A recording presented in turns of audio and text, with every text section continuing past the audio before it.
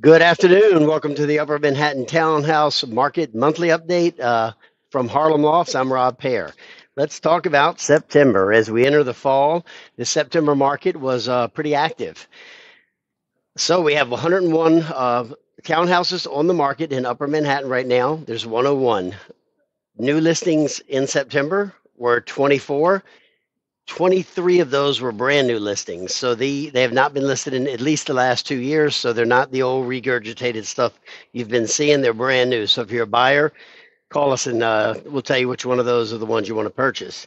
There's only one that was relisted that had been taken off earlier. This is unusual. Usually the fall, you see a lot of stuff that was pulled off in June, hit the market back in September. That's not the case. These are all brand new, except one.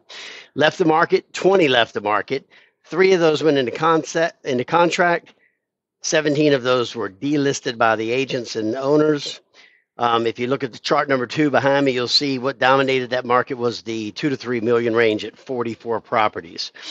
New discounts this month, 21 new discounts this month. So people are still discounting, and that's the properties that you see moving. Talk about what is in contract right now. In contract, we have 14 in contract. We had 16 last month. So added to that list are 4 and removed are 6. Removed from the list out of those 6, 5 of those were closed and recorded. One of them was a broken contract. We haven't had broken contracts in 3 or 4 months straight.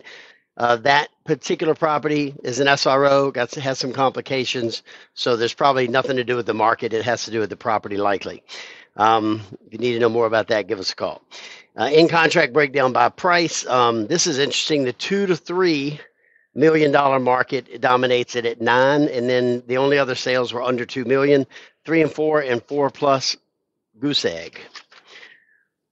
Okay, let's talk about what's closed and recorded. That's the good news, depending on if you're a buyer or a seller, but there is some movement. Okay, before we talk about closed and recorded, I just want to mention a property that I think you need to take a look at. A lot of our comments come back as, you give us reports on what's happened in the past, but what should we do now? If you're a buyer, you want to look at 539 West 141st Street. This is a completely gut renovated 2-family, from a 2-family into a 2-family. Taxes are and they are going to stay low. So that's a huge benefit for anyone buying a house between 2 and 3 million. If construction has been done on that property and it hasn't been done properly, you could have a tax bill like my personal home that went from $7,000 to $29,000 now. This particular property was done in a particular way that makes it a great tax advantage, and we could get into more details. But look at this property. It's in the link below, and let us know if you need to see it. It's vacant. We're showing it. The owners are ready to move it and move on to their next project. Really talented developers did this property. So that's my commercial message. Back to closed and recorded. This month, this closed and recorded is a little different than the closed and recorded from contract. When we talk about properties that leave contract and then they get recorded in the same month, that's properties that were listed, went through the normal channels. There were 8 properties that were recorded. So 3 of which are either really old stale properties, or more likely there are 3 properties that went straight to contract and sold without ever being advertised. Now, we have a lot of those ourselves because this is what we do and we're in the market. But 8 properties were recorded this month at the registrar, and 5 of those were 1 and 2 family homes. So we talked to you the last few months about the investors coming back and the 2 and 3 family homes, and then we said soon the homeowners will be following. This is the return of a market.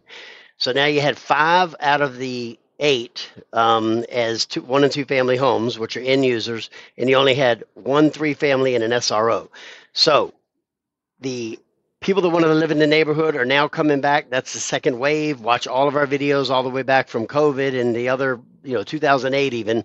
This is how the market returns. Now, if you look at this page, it's going to pop up behind me. You're going to see something you haven't seen in a year. This is a year-over-year average, all green. So if you look at your 1 and 2 family homes, up 4% in price. 3 families, up 11%. SROs, up 4%.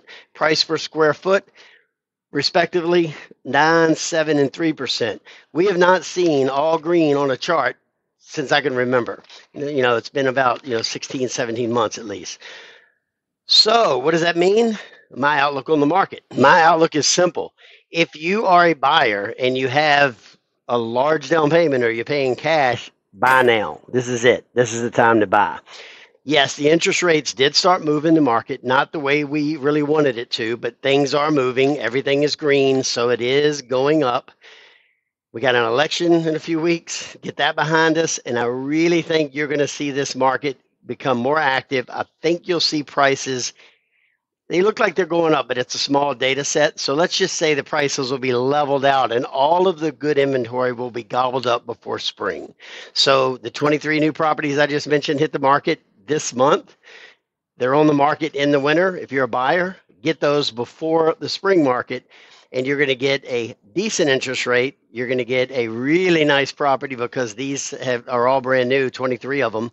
And if you're a seller, hang tight and wait for the spring if you can, because the spring market, I think, is going to be where the tide is going to turn to higher prices. I do not think it's going to go nuts. So, cross your fingers, but it will gradually go up through next year. That's my opinion on the market.